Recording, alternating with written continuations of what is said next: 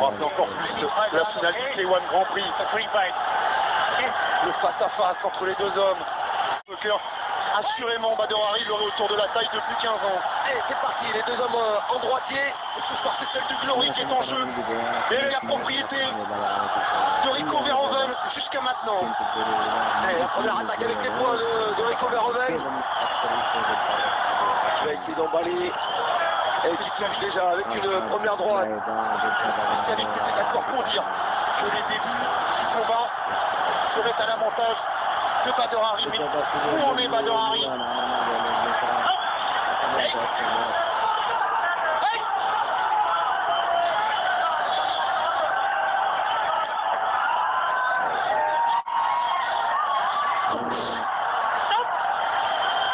La première chose de sûr quand même, c'est qu'il n'est pas intimidé, Rico. Ouais, il a envie de faire goûter Badr Hari. Là, c'est des attaques en ligne basse, c'est bloqué cette fois. Et la droite de Badr Hari.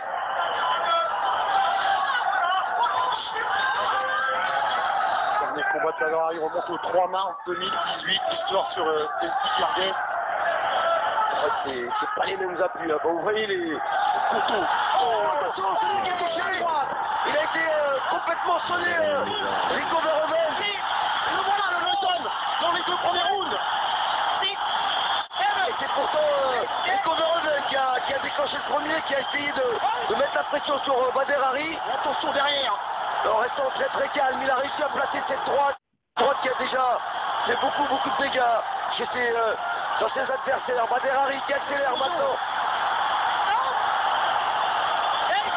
Rico qui va gagner du temps pour essayer de récupérer. Et encore une longue minute à tenir.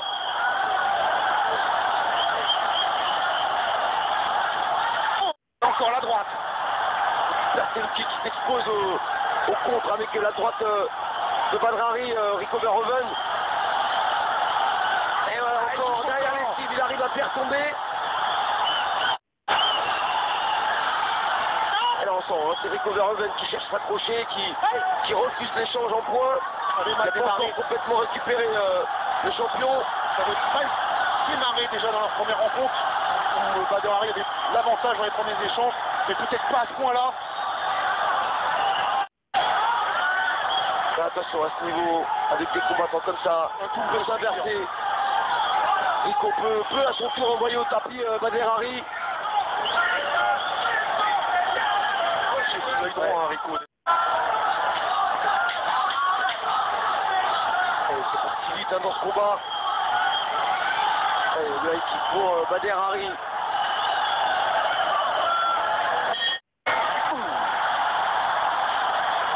Première reprise déjà. Beaucoup de choses. Un Rico Verhoeven qui a Pas à imaginer envoyer Rico Verhoeven au tapis. Allez, c'est le Marocain qui prend le meilleur départ. Il a déjà envoyé une première fois au tapis Rico Verhoeven. Verhoeven presque obligé d'être dans la position confortable du champion qu'on doit venir bousculer. Mais attention, il sait qu'il doit revenir. Et les appuis, attention, c'est le crochet maintenant de Badr Hari. Et on sent que ça peut venir des deux côtés à n'importe quel moment. Il y a eu des championnats du monde de boxe anglaise qui nous ont énormément déçus il n'y a pas longtemps. Mais ce combat là, en pied-point, Là vous avez pour l'instant il tient ça son rang. Vous avez deux montagnes face à face et ça recule pas, ça cherche vraiment le coup dur, ça s'engage, ça prend des risques.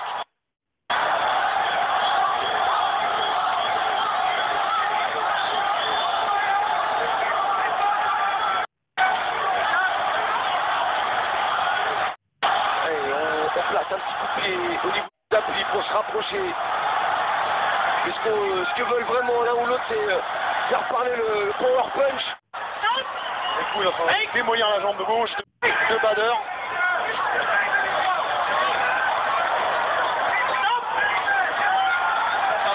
Avec des low kicks intérieurs en répétition. Attention, parce que si vous dites que Badr mise tout sur l'anglaise, s'il n'a pas les appuis derrière, On le voit bien là, ça pue la même chose.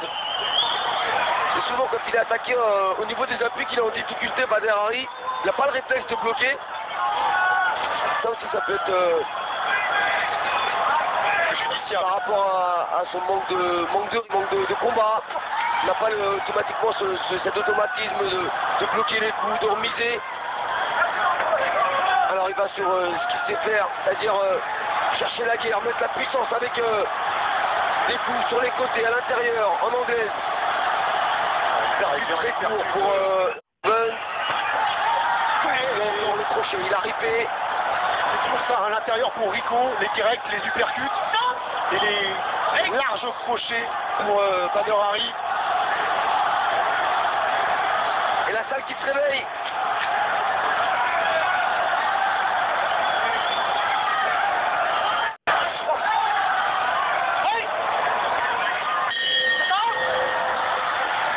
Ça n'a pas fait ce niveau, en tout cas, le rythme est toujours le même.